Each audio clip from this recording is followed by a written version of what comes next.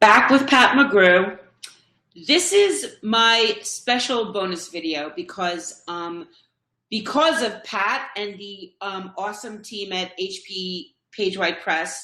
I'm actually going to get to go to drupa this year, and I don't think anyone I've told that I'm going to drupa hasn't asked this first question of me: what's your shoe strategy? So, um, because you are the queen of strategy as far as tackling drupa, I thought maybe you could give everybody a little background about how many drupas you've been to, and maybe some Pat McGrew tips on how to conquer the mess up. Pat McGrew. Pat McGrew. So the person I know who's been doing drupa the longest is, of course, Frank Romano, who I think was at the first one. But I've been doing drupa since the 90s, and actually that's not true, since the 80s, since the end of the 80s.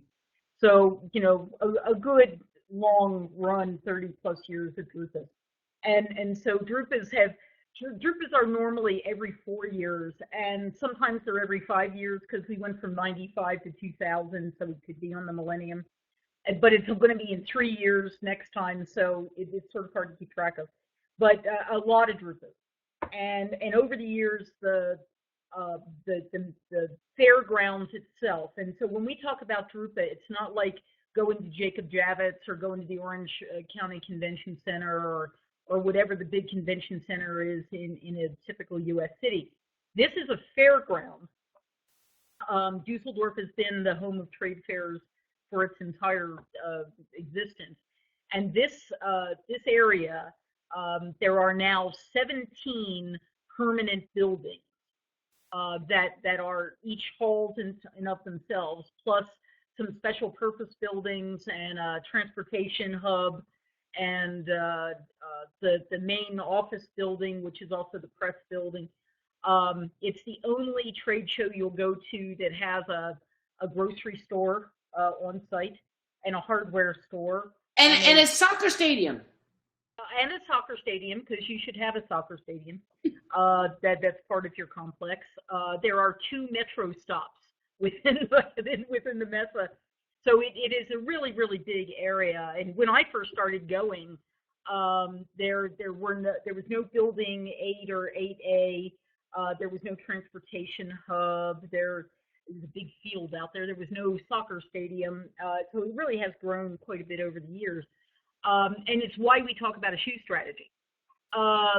If you are coming to drupa and you have never been before, you need to realize that if you've got your little, Fitbit device or whatever on, you're going to see numbers that you're not used to seeing on because you will be walking steps in a way unlike you normally do. When we were there for a site visit back in November of last year, one of my team members had just gotten a Fitbit and had set it for 10,000 steps for the day, and we exceeded that by 10 o'clock in the morning, and he just kept going. It just keeps getting bigger, and go, yeah, it does keep getting bigger, because this is a really big complex. And where we'll be in Hall 17, we're sort of at one end of it, and then there's all these other halls, and to get to any of them, it's a walk from one to the other to the other. So my strategy forever has been to always have 2 pairs of shoes with me.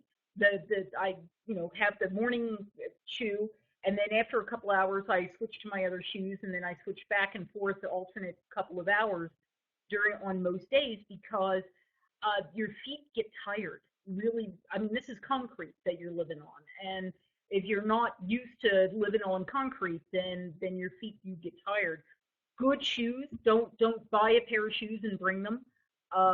Make sure you've got a pair of shoes that are broken in and that you understand. If you've never used arch supports in your life, this would be a time to start. Go stand on one of those Dr. Scholl's scanners, or go into a walking company store and stand on one of their scanners. I wear Danskos or Abeos for most of the show. I've done the show in Crocs, but Crocs high heels in past years. I may bring a couple pairs of those with me. The thing is that you want to make sure that these are shoes that you and your feet are really comfortable in. Even Shelley Sweeney from Xerox made the funny comment. She said, no high heels for drupa when she's working in the Xerox booth. And frankly, no matter how much you love your high heels, this is not the show to be wearing them, or especially not for walking around. You want to wear high heels, stand in your booth area, that's one thing, but bring flat shoes or some good trainers to be walking from hall to hall, because it's just concrete, right? And it's concrete from building to building to building to building, and in the halls itself, it's all concrete, and it wears your knees, it wears your ankles, it wears your hips out. And if you're there as long as we're going to be there, and we're going to be there a good long time, right? We're going to be there over 20 days. It really does. It does start to really build up. The other thing that you want is to remember that the weather is variable at drupa, and so you're going to want to be planning for layers. It can get really hot and humid, but in the evening when the sun goes down, it can get a little chilly if the wind comes off the water. This is the world's biggest print trade show, so you need a strategy for what you are going to collect and what you're going to do with it after you collect it. Right. You go through 17 halls, you can wind up with boxes of stuff, and then you have to decide, are you going to really trash it in the hotel room, or are you actually going to send it back and use it? Be aware that there is a DHL depot right there on the hub next to the grocery store where you could mail things home to yourself, and they have handy boxes to do it in, and take advantage of that. Usually if you picked up a sample, you had a reason, right? You didn't just pick it up because it was there, you picked it up because it was triggering something. Then you get back to your hotel room and you look at your suitcase and you go, do I really need this print sample? Right. The answer is you probably really do, but you don't want to haul it home. So don't even take it back to your hotel. Make your last stop of the day the DHL FedEx booth, and just build a box and send it back to yourself. Right, that's a good idea. So what about planning for how should people plan attendees for how they're going to see everything? Is it even possible to see everything? So, it is possible to see everything. You have to decide for your business what's the most important thing. And if you look across the hall, the drupa team really have, they've worked hard to label the halls and to sort of group things together in a logical way.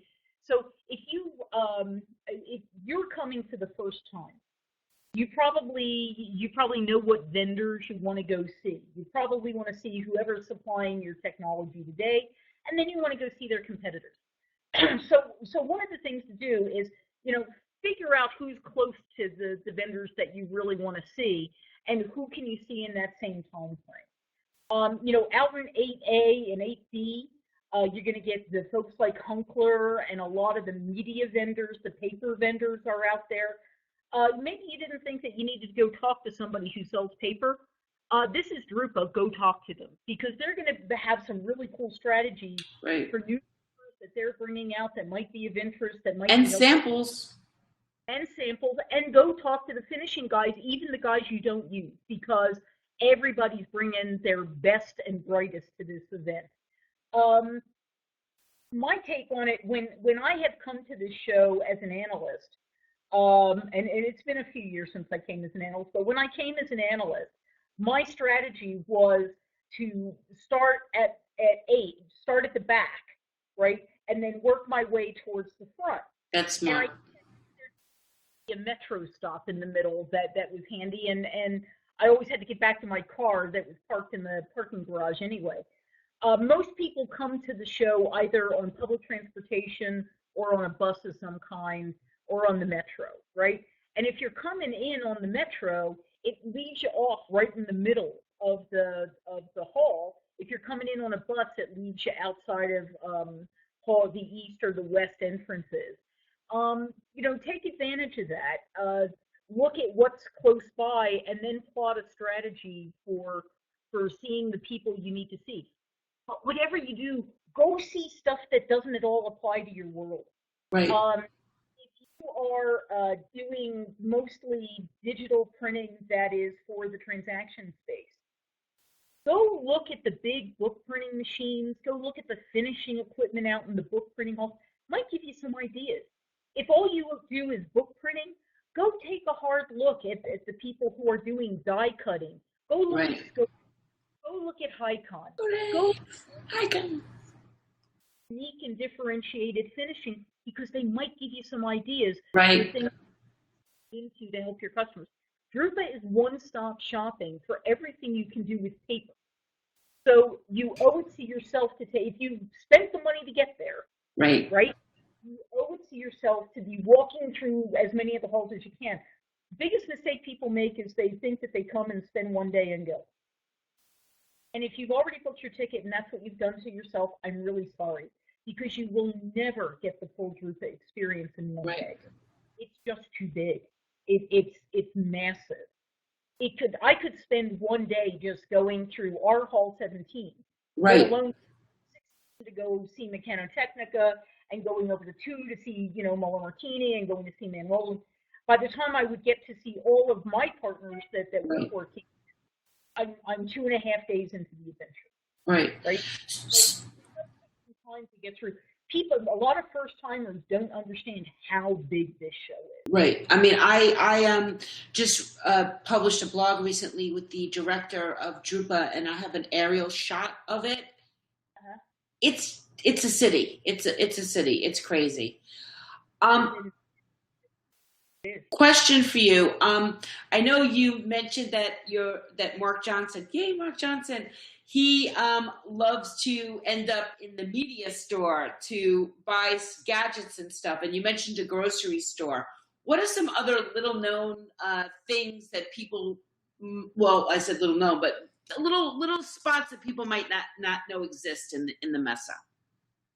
They're over the years, because they expanded out the Hall 8A and 8B, they actually built this sort of long corridor that sort of gets you up and over there. And so there's all sorts of interesting smaller vendors along those halls that are always worth taking a look at. The center core of that area, there's a Drupa store. So if you need your Drupa t-shirt, right, or your Drupa keychain, or I actually have a Drupa teddy bear, I have to confess. I have one of those. I have a Drupa flip-flop. When you walk, it leaves the imprint of the Drupa logo in the sand. Oh, how cool! I mean, there's all sorts of Drupa paraphernalia you can get your hands on, but it's worth spending a lot of time looking for the smaller things, right? So when I first met the Loker guys, I met them at Drupa 4 years ago in Hall 7, which is where a lot of the small software vendors are. And they caught my attention because that bright orange logo color and the story of the maps just intrigued the heck out of me. I spent probably a good 40 minutes with them when I first met them. And I kept going back. And now they're one of my partners for the show. Right. And that's, if you walk up and down the hall in Hall 7, where a lot of these guys are, a lot of the software vendors are, you'll see a lot there. There are also a bunch of them out in Hall 8, and then they sort of move around. You're going to want to take a hard look. There are a lot of people bringing inkjet web presses. There are a lot of people bringing sheet-fed inkjet presses. There are a lot of people bringing wide format presses. Even if you don't think it's part of your business, spend a little bit of time looking at what else is out there that might help give you an edge to differentiate your business. Because competition is just going to get tougher. Right. It's not going to get easier. And understanding what you can do to differentiate yourself, there is no better place than Drupa to come and learn that. Right. Well, thank you so much for Pat's tips on tackling the show. And if you've been playing along our little video series here, you'll know that we are going to be at drupa together. Thank you very much for the invitation. And I will be helping HP Page-Wide Press tell their partner stories with the hashtag PWP Partners, PWP Partners, one word. And on my Twitter account, you can find a Twitter list that lists all the partners that you could connect to. Connect with @Pat McGrew on Twitter, @Print Media Center, and look for our reports, videos, tweets, shares, friends, pictures, periscopes, blabs, everything we can do, all drupa, all the time. And I will definitely be discussing my shoe strategy from the show. Thank you so much, Pat McGrew. See you later.